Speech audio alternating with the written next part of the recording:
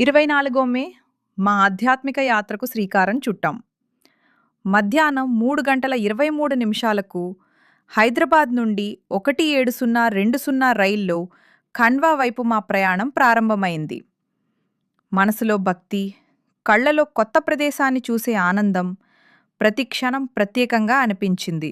కిటికీ బయట కనిపించే పచ్చని పొలాలు, చిన్న చిన్న గ్రామాలు, ప్రకృతి అందాలు ఈ ప్రయాణాన్ని మరింత అందంగా మార్చాయి.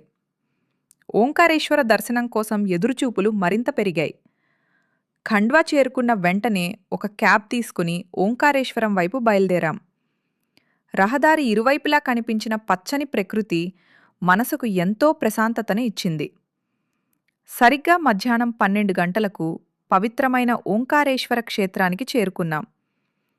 నర్మదా నది ఒడ్డున వెలసిన ఈ దివ్యమైన ప్రదేశం మొదటి చూపులోనే మనసును ఆకట్టుకుంది. ముందుగా హోటల్ శంకర్ వ్యూలో చెక్ఇన్ చేసి కొద్దిసేపు విశ్రాంతి తీసుకున్నాం. తర్వాత భోజనం ముగించుకుని స్వామి దర్శనం కోసం సిద్ధమయ్యాం. ఆన్లైన్లో వీఐపీ పాస్ తీసుకున్నాం. కానీ వీఐపీ బ్యాడ్జ్ కోసం చాలా ఇబ్బంది పడ్డాం.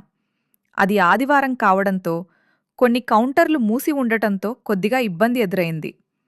అయినా సహనంతో ప్రయత్నించి చివరికి వీఐపీ బ్యాడ్జ్ పొందగలిగాం. ఆ పవిత్ర ఆలయ ద్వారం దాటిన క్షణమే హృదయం భక్తితో నిండిపోయింది. ఓంకారేశ్వర జ్యోతిర్లింగ స్వామిని దర్శించుకోవటం జీవితంలో మర్చిపోలేని అనుభూతిగా నిలిచిపోయింది.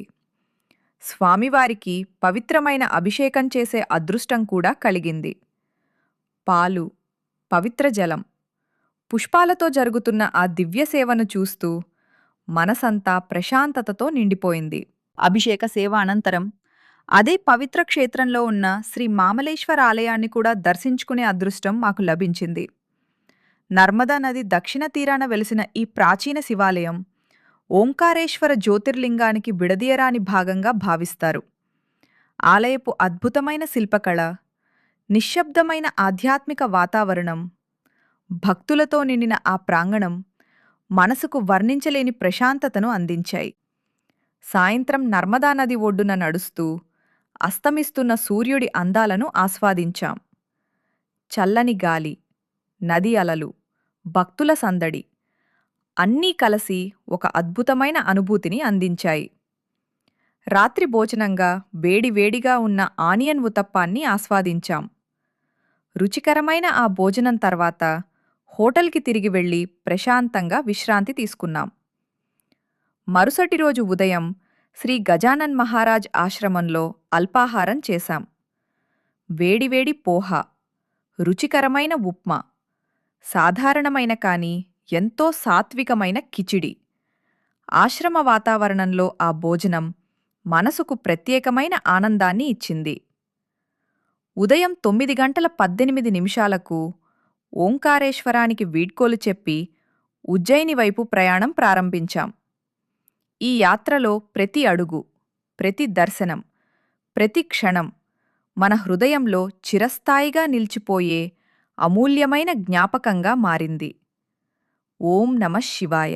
మా ఓంకారేశ్వర్ యాత్రను మేం పూర్తిగా Romey.in ద్వారా ప్లాన్ చేసుకున్నాం. అందుకే ప్రతి అడుగు ఎంతో సులభంగా, ప్రతి ప్రయాణం ఎంతో సురక్షితంగా, ఎలాంటి ఇబ్బందులు లేకుండా పూర్తయింది. హోటల్ బుకింగ్ నుంచి ప్రయాణ ప్రణాళిక వరకు ప్రతి వివరాన్ని ముందుగానే తెలుసుకుని ప్రశాంతంగా మా యాత్రను ఆస్వాదించగలిగాం. మీరు కూడా కుటుంబంతో కలిసి ఇలాంటి సురక్షితమైన, సౌకర్యవంతమైన యాత్రను అనుభవించాలనుకుంటే ఈరోజే Romey.inను సబ్స్క్రైబ్ చేసుకోండి. స్మార్ట్ ప్లానింగ్, సేఫ్ ట్రావెల్, మర్చిపోలేని అనుభవాలు అన్నీ ఒకే చోట.